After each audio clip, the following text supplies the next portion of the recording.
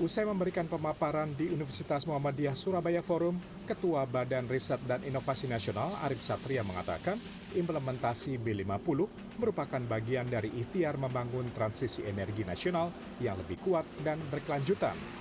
Hal ini disampaikan saat berkunjung ke Universitas Muhammadiyah Surabaya pada hari Sabtu.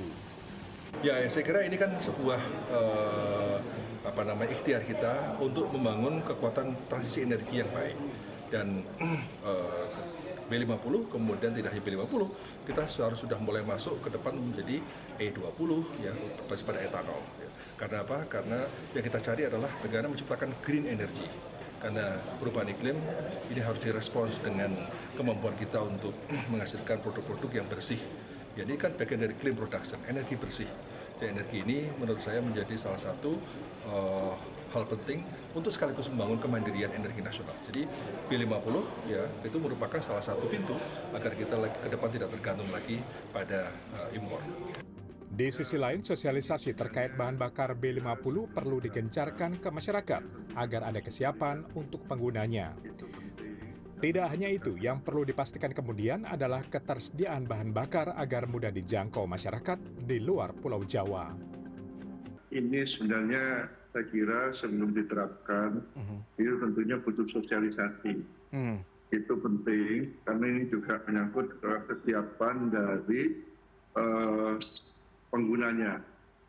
Terutama ini adalah kendaraan angkutan barang, kemudian angkutan umum, dan ketersediaannya bagaimana. Karena sekarang pun dengan menggunakan bahan BBM yang ada, mereka banyak mengalami kesulitan untuk mendapatkan itu.